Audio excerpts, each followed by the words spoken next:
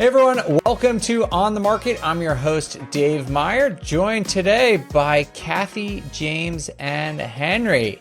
Henry, you probably have the most exciting story, so tell everyone where you are right now. Yeah, I'm in Maui. I'm here for work though. It's not a fun trip. I'm going to work extremely hard while I'm here.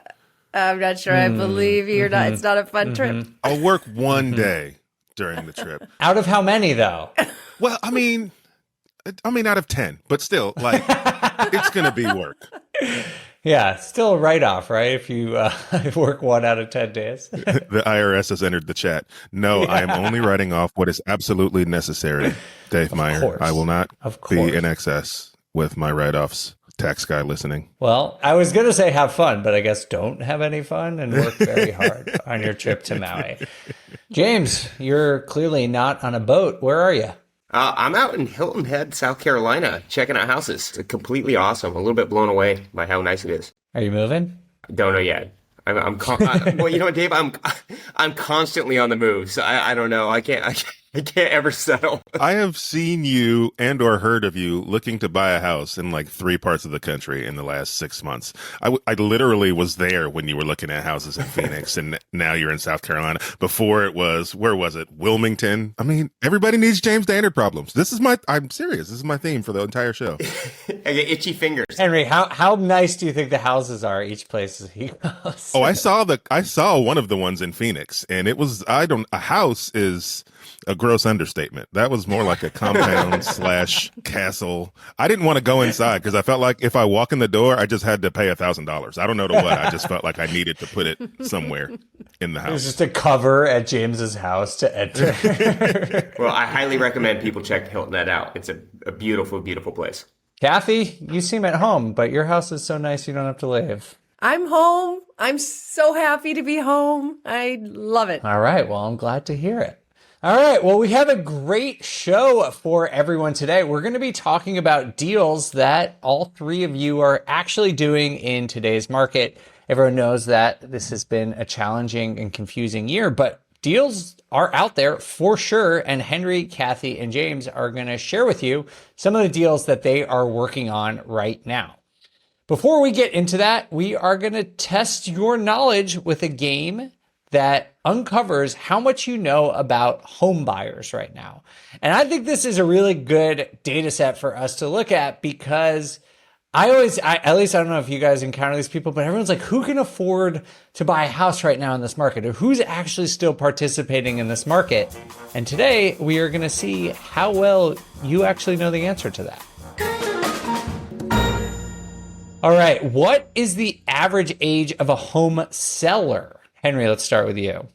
Oh, average age of a home seller. I'm going to go 37. Okay. James? You know, I sell a lot of houses, so I'm going to go with my age, 40. Maybe I'm hoping I can kind of bring in the median into there. So 40 is what I'm going with. All right, Kathy. I'll say 42 because they've got more kids and they need more space. Well, despite this being a trick question, because there are actually no home sellers this year, they did give us an answer, which was 60. 60. What? So it is, boomers Oh, are wow. selling. Yeah, 60 is the median age of home sellers. That's crazy. Wow. Because they can sell the home they bought for $20,000 for $486 million. Yeah, yes, exactly. Yeah, it's just pure profit. All right, for our last question, this is an interesting one.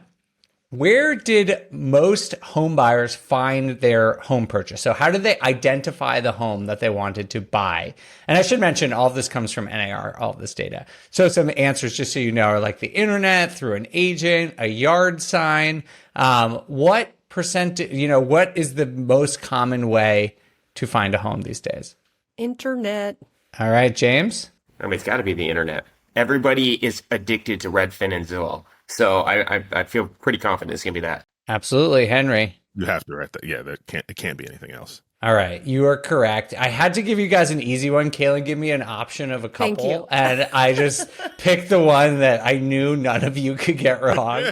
Well, thank you as always for playing. We are now going to take a break and then move on to our conversation about the deals that you all are doing.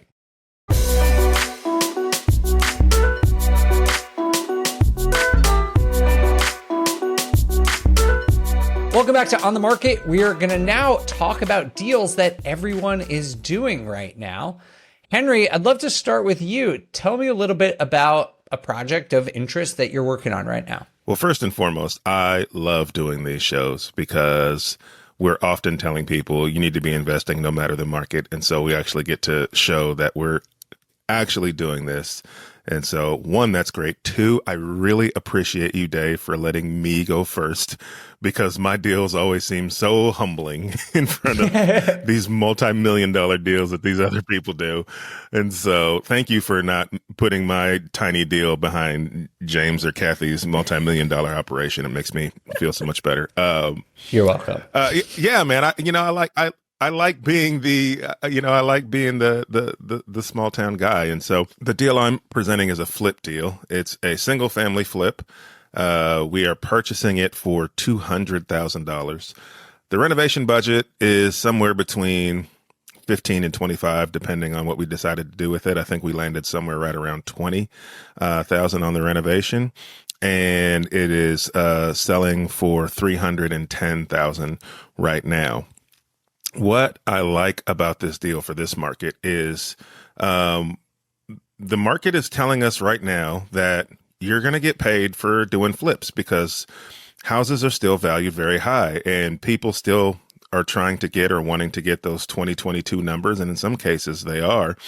And so with interest rates being so high, it's difficult to cash flow some of these single family deals. It's much easier, or I should say it's much less difficult to cash flow multifamily deals. But when you've got a single family deal, it's hard to make that a rental. Sometimes it's even hard to make it a short-term rental and make the cash flow make sense with the high interest rates. And so this is a great deal for this market for a couple of reasons. One, it is a light renovation, meaning it's less than $40,000. It's cosmetic. We're putting paint on the walls. We're updating the flooring, granite countertops, putting a backsplash in. We're only updating one of the bathroom showers. The other one is fine the way it is. It's in a working class neighborhood where a lot of people need to and want to live. And so I know there's demand there to live in that neighborhood. There's schools around it. It's close to the interstate, so you can get anywhere fairly quickly. But because it's a light renovation, that means two things. One, I can get the job done fairly quickly. And two, it saves me a ton of money because interest rates are high and the cost of money is high. And so the less time I can hold something, the better for me. And so doing a, $100,000 renovation, sure, you can get to bigger profits that way, but you're going to eat up a lot of your profits and holding costs when you're doing those big renovations. And so this one, I can turn it around fairly quickly. We're selling it for $310,000. And so we should net somewhere between $60,000 and $70,000 for doing $25,000 worth of work. I'll do those all day long. So doesn't make sense to hold this one. I couldn't rent it for what I'll be all in for, but I'm fairly confident in being able to sell it because of the location, and it's going to save me money on the renovation time. Lipstick flip. I love that deal. And that's a huge, it doesn't matter the size of the deals. It's about what is your annualized return in the cash on cash. That is a great deal. Henry, how are you leveraging that deal too? Are you, A, do you need a loan? B, because I like the loan to value on that for sure. But how are you, so how much cash are you going to have in that deal? 60 grand on a cosmetic deal is that's a great hit, especially in that market. In our metro markets, we can't get those returns on cosmetic deals at that price point. If we're buying a cosmetic deal, 200 grand in, we're going to be a 15% return, maybe 25, 30% with leverage, but it's in and out really quick. So what kind of leverage are you stacking on that? And what's going to be your annualized return? Yeah, we use a private money on this one, 11% interest only payments. I put $5,000 down to buy the deal, and they're covering purchase and renovation. So I'm $5,000 out of pocket in order for me to turn around and sell this thing in 90 days. Well, probably closer to 120 days. Yeah, I wanted to piggyback on what James said, and that is, the size of the deal doesn't matter. But I do mean, like, when we do bigger deals, and when I explain mine, you'll know what I'm talking about. There's more staff you need, so there's more overhead, and in the end, it may turn out that your deals are making more. So keep that in mind. Anytime you can hit 13x on your money in a short run of window, that's a home run. Yeah, that's a home run. Yeah, no, I love deals like this, and I think people need to be more open to looking for deals like this. I think what happens with new investors is they do too much. Right. Somebody might see this deal and try to spend 50, 60 grand on the renovation because they want to tear all the kitchen cabinets out and put new kitchen cabinets in. They want to tear down a wall and redesign the kitchen and relocate it. Right. They see what's happening on flip shows on TV and they think that that's what you need to do to sell a house. We didn't tear any walls out in this house. We didn't tear out the kitchen cabinets. We just took the countertops off, put granite in, put new appliances in. Now, the one value add I wanted to mention that we did in this place for flips, I always look for how can I add value under roof without spending a ton of money. And so for this property, the previous owner converted part of the garage into interior living space, but they didn't take the time to vent the HVAC into that new room. And so it wasn't included in the heated and cooled square footage. And they didn't do it right. So the flooring was still sloped like a garage floor might be sloped. And so we went into that room, tore up the flooring, leveled out the flooring, and then put new flooring in, and then took the HVAC and vented it into that room. And we have it staged as like an office or a game room. And so we were able to now add square footage to that room. So instead of selling this house for $275, $285, we're selling it for $310 because we added square footage, heated and cooled square footage into that room. Henry, I know there's probably no magic formula, but how do you personally decide how much to take on in a project like this? You said that you want to do it quickly and get in and get out, but how do you know when enough is enough? Looking at the comps. And so we'll always look at the comps in the neighborhood to see what's sold recently and what was done to those comps in order for them to sell. And in this neighborhood, most of the comps were either lightly renovated or not renovated at all and selling for top dollar. And so we figured if we could do a light renovation, make it stand out above those and not be all in a ton of money, then we would be in a good position. So the best way is you got to look at what your competition is doing. My agent will typically tell me, he'll say, hey, I'll sell this one for you for $325,000, but you got to do everything. And he'll send me the comp so I can see what got to do everything means.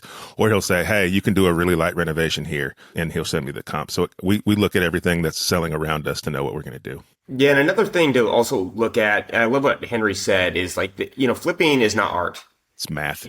Some of our clients, they really do enjoy the process. They're like, I'm okay making less money because I want to put this together. And that's fine. That's what you should do as an investor. But what it comes down to is math. What do the comps say? But then also, what is your annualized return? A big mistake a lot of flippers make is they go for the higher profit, but it takes double as long. Mm-hmm. And you can make less profit, but make more money because you're turning your money so fast, right? And so, one thing I always like to do on the cosmetic is, what's the annualized return? Small profit is okay if you're getting your money in and out really quick. All right. Well, with that, let's move on to Kathy, because I think she is the opposite of a deal that you get out of quickly. Kathy, tell us what you're working on. Well, this is a great market. Contrary to what some people think, this is the time that we're able to find deals again that we couldn't over the last 5 years of boom or even longer. I started doing entitlement projects in 2009 when land was super cheap. Then land prices went up and they're still up, but we're back to doing a deal that I haven't been able to do for a while, which is entitlement only.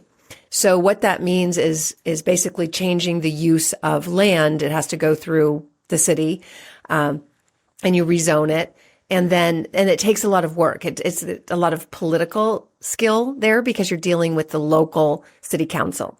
And for an entitlement deal like this, you really need to have a good idea of whether the current city council is going to like your plan.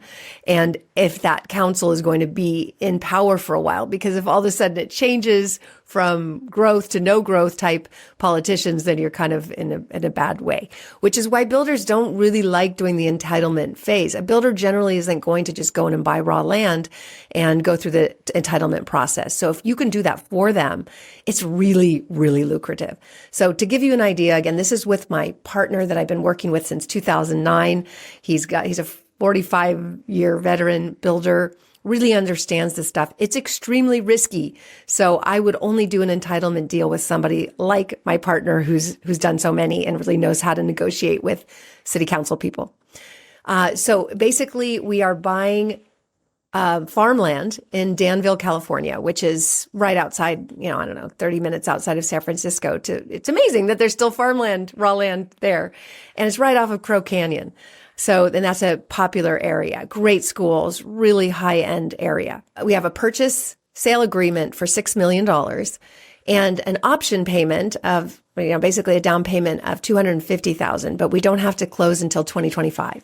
So these are deals that we've done many, many times together where you just have to put the option payment and then you go through this 2-year process of getting the entitlements and then you do a double close at the end. So we are in contract for the $6 million. We only have to put down the $250,000. The rest of the money goes towards the entitlement process and developing the lots once we get those entitlements. And then we sell the lots, which will be about $14 million. So it's a huge return for the investors. It's a 15% preferred for the investors. We haven't come out with this yet. We're still working on some details before we do. But we did something similar just in the town down the street in Dublin, where we tied up property for, I think we had to bring in about 1.6 million and we sold it for 20 million. The purchase contract was for 10 million, but we ended up selling it for 20 million to Pulte Homes. So in this case, we already have the builder who wants the lots. They've already stated what they'll pay for those lots, which is 850,000. It's only 16 lots.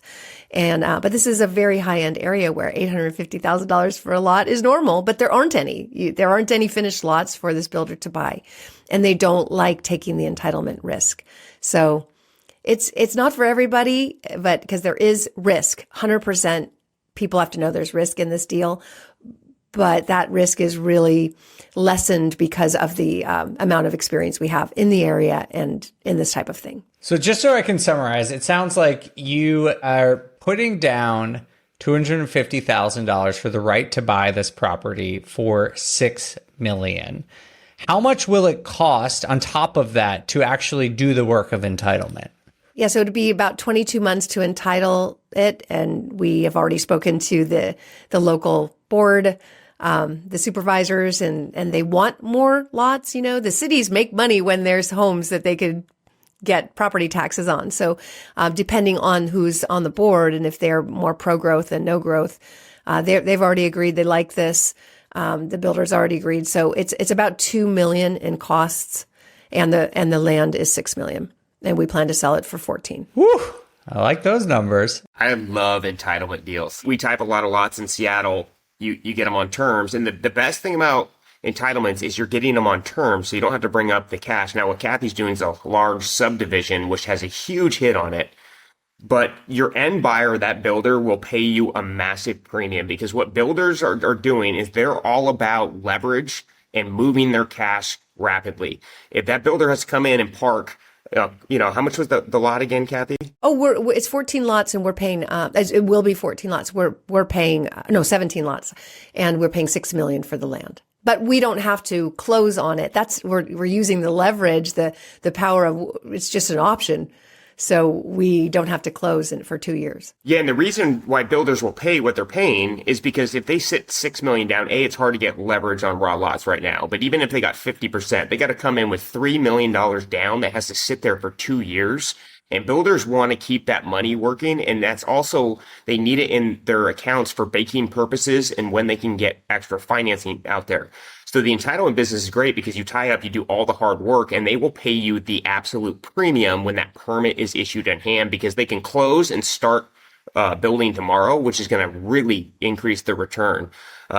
There's huge money in the entitlement business. We've been selling lots for 10 years, and it is one of the best businesses out there.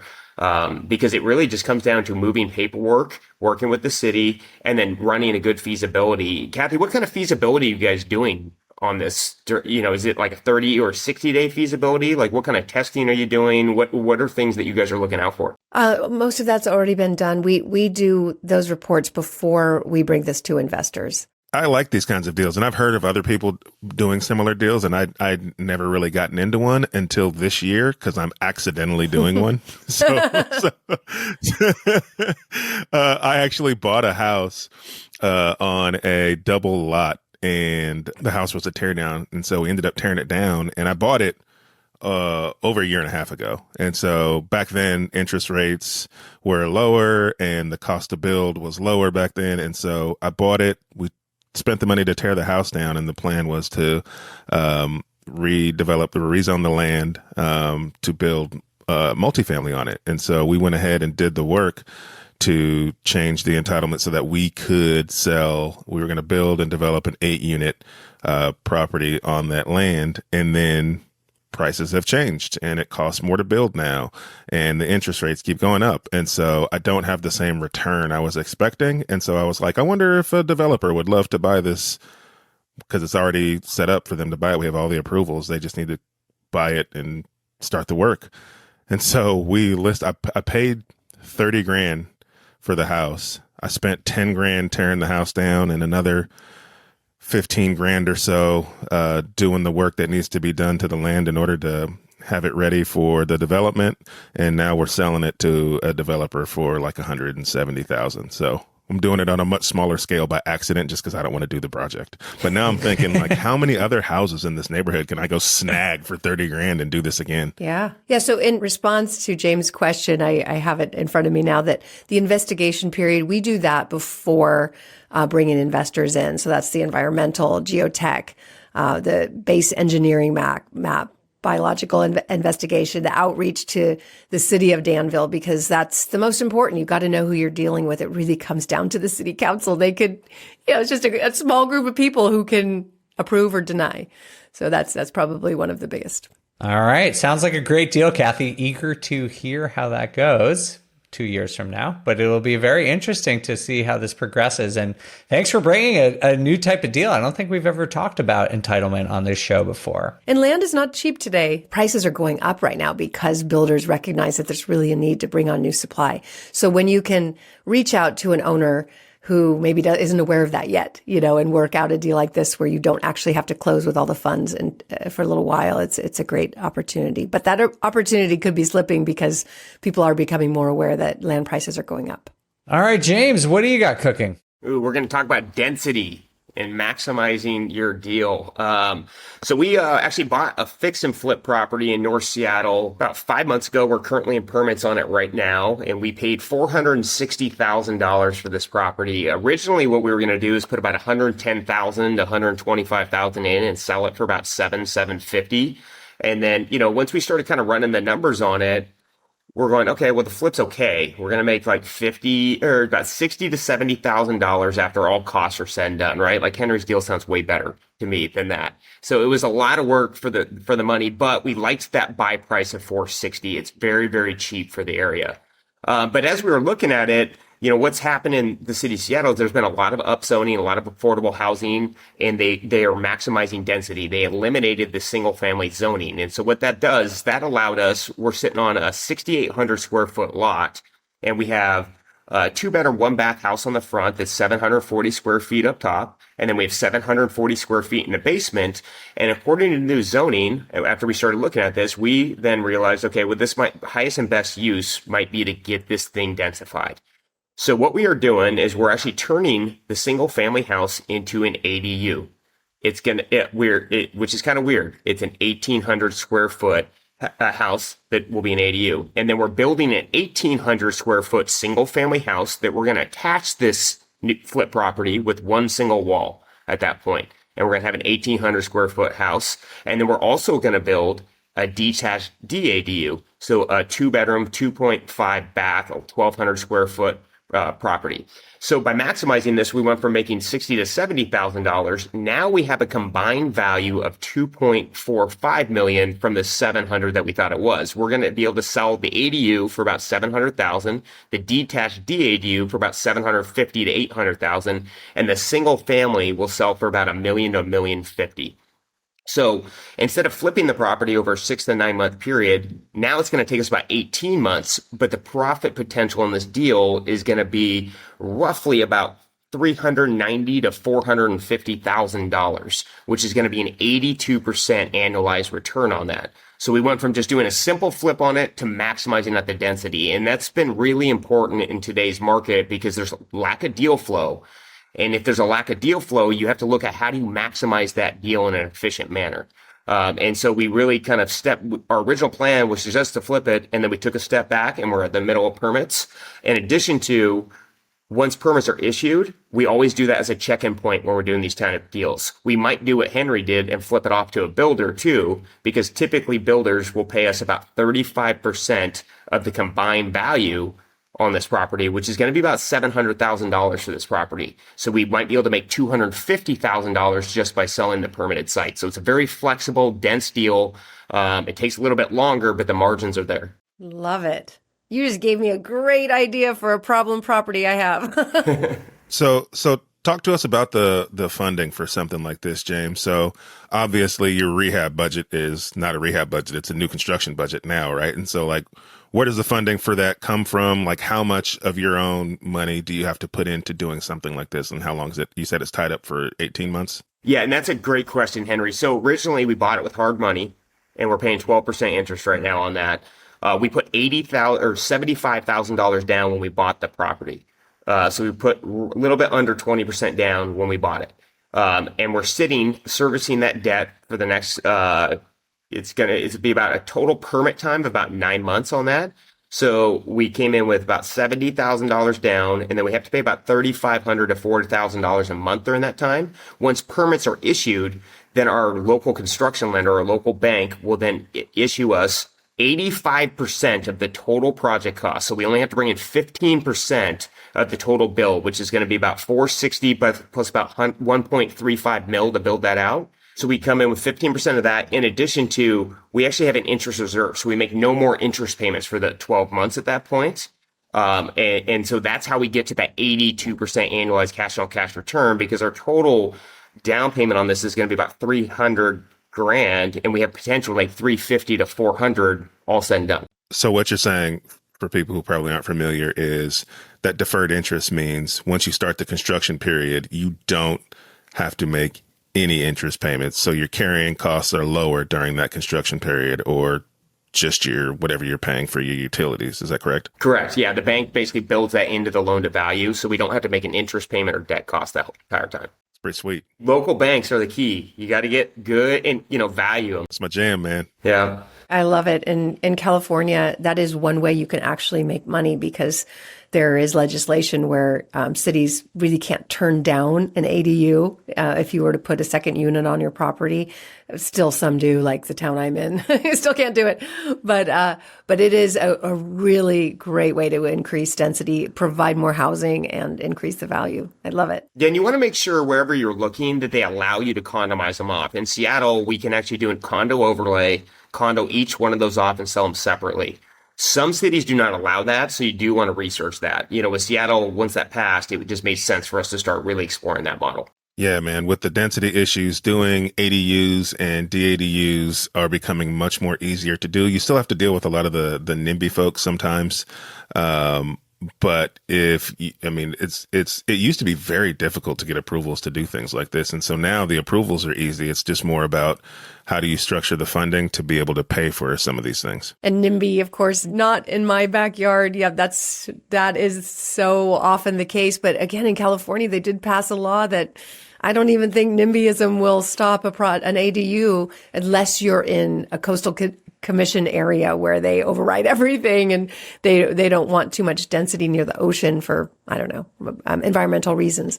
But if you're not near the coast, it's really hard to block an ADU on your land. So if in California, if you could do something like that in these high priced markets where you get a house with a large enough lot, you can definitely increase value that way, or just keep the property and have two rentals on one. My other question for you, James, was you had mentioned when you were talking about the deal, you were kind of pricing out each individual structure.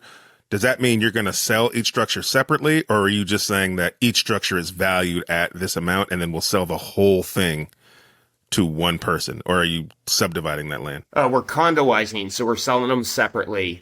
If we went to sell it, it actually mathematically wouldn't make sense to buy that at 2 point, like our combined value of around 2.3. The cap rate would be like a 5 cap. Now that was working when rates were low and there was a lot of demand for rental property at that time. But in today's market, we're pricing them all separately. All right. Well, it sounds like we got 3 great deals and great examples of how being creative and knowing your local market extremely well can lead to excellent deals even during these times with high interest rates and very low inventory. I think that's all we got for today. But before we get out of here, where can people follow you guys to learn more about these deals and follow along? Kathy, let's start with you. Realwealth.com is where you can find me, my company, and then on Instagram, Kathy Fettke. Henry? Best place to find me is on Instagram. I'm at the Henry Washington on Instagram. And James? IG is a good place to find me at jdameflips or jamesdaynard.com. All right, great. Well, thank you all so much for listening. We greatly appreciate it. If you do want to share any deals that you're doing currently, you can always do that on the Bigger Pockets forums. We actually even have an on the market section there, and we would love to hear about the deals that our listeners are doing. So make sure to check that out. You can go to biggerpockets.com/forums and do just that. Thanks again for listening. We'll see you next time. On the Market is created by me, Dave Meyer, and Kaylin Bennett. Produced by Kaylin Bennett. Editing by Joel Esparza and Onyx Media. Research by Pooja Jindal. Copywriting by Nate Weintraub. And a very special thanks to the entire Bigger Pockets team. The content on the show On the Market are opinions only. All listeners should independently verify data points, opinions, and investment strategies.